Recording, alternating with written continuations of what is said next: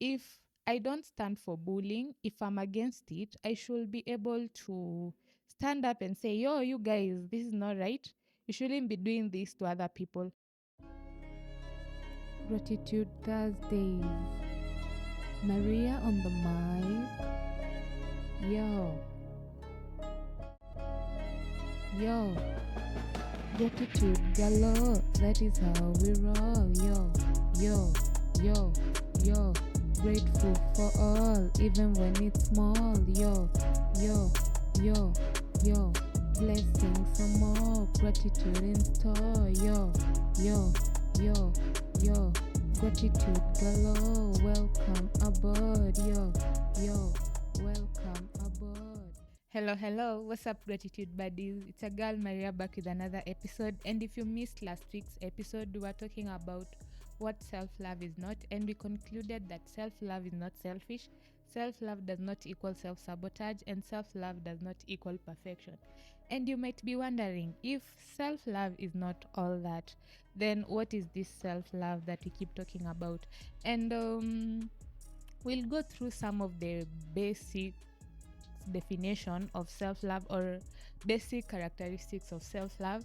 And the first is love is patient and kind, or rather self-love is patient and kind, meaning that if we love ourselves, if we truly are in love with who we are, we will be patient and kind with ourselves, and through that way it will be easier for us to show the same kindness and patience to the people around us. Because remember buddies, love begins within. Everything begins within. If I'm to be kind to someone else, I have first to be kind to myself. If I'm to be genuinely patient with someone else, I have to be patient with myself.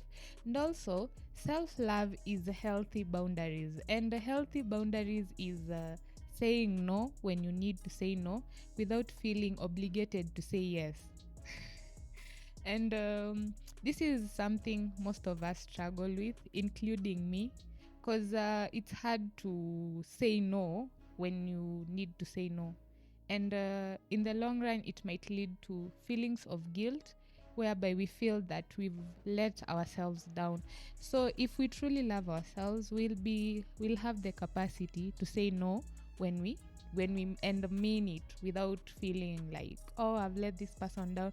So for example, if someone wants to do me something that is against my values, that is against who I am, then I should have the capacity to say no without caring what they'll think, what they'll say to me, because I truly love myself and I love who I am. So I'll maintain the healthy boundaries. Also, self-love is prioritizing personal needs. And this is self-explanatory, whereby you make your needs come first. You become your number one priority. And I can give an example where, for example, I want to record an episode tomorrow morning, and there's a friend who wants me to go out, and I know when I go out I won't be able to record the episode, and it's very important for me to record the episode. If I truly love myself, I should just prioritize me recording my episode over pleasing my friend or going out with my friend. And in the long run, it really becomes easier for us to coexist, because I know that my needs come first. So when I'm interacting with people, I'll prioritize my needs to the point that we won't get into some misunderstandings because I did something that I did not want to do. Also, self-love is acceptance and forgiveness. And what this means is accepting oneself as we are, with all our flaws, with all our mistakes, with all our strengths, with all our weaknesses, and not trying to change, not unless we are changing for the best, but really just changing for the sake, it's really not necessary. We should just accept ourselves the way we are. We should also forgive ourselves, because it's easier to say, oh, I forgive that person, they did this and this to me, but I forgive them.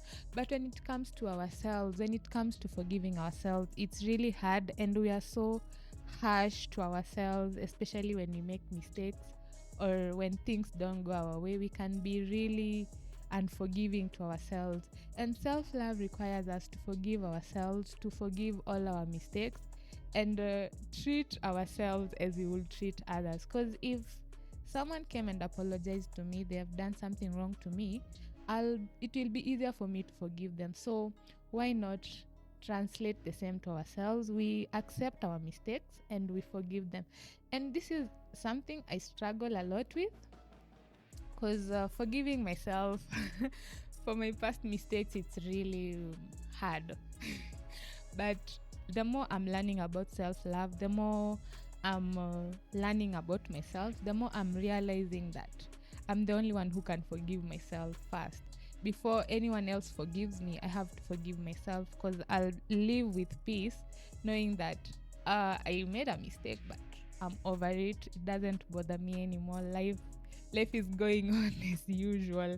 And finally, self-love is authenticity. Authenticity is sticking true to who you are, to your values, to your beliefs, and everything you stand for. And I believe that being authentic makes us live true to our purpose, to our goals, to what we want to achieve in life. And I can give an example where an authenticity can be tested. Is let's say I'm in a group of friends, and this group of friends have a habit of bullying other people, or people they view as inferior to them. So they have this habit of bullying them. If I don't stand for bullying, if I'm against it, I should be able to stand up and say, yo, you guys, this is not right. You shouldn't be doing this to other people. If I remain quiet and I'm seeing the bullying happening and I don't stand for it, I'm actually not loving myself, because I'm actually stepping down upon my values, to the point that I might feel resentful at the end, whereby I'm like, oh, why are these friends like this? And I could have solved that by just telling them, yo, this is not right. Even if they get mad, even if they never talk to me again, at least I've spoken my mind, rather than hanging around them and I'm deep down low key, I'm resenting them. So buddies, self-love is patient and kind. Self-love is healthy boundaries. Self-love is prioritizing individual needs. Self-love is acceptance and forgiveness of self. And self-love is authenticity, or living true to our authentic selves. And this week's activity is all about self-love. But before we even go there, let's recap last week's activity, where we were supposed to document instances where we are not practicing self-love. And I documented mine, and I'll just read 3 of them to show you what I realized from my own life. So this is what I wrote. Breaking my own promises is not self-love. Pleasing others at my expense is not self-love, and oversleeping when I have work to do is not self-love. I know someone might maybe wonder, what is this chick talking about? I think this mainly relates to me, and and what I felt that is not loving myself.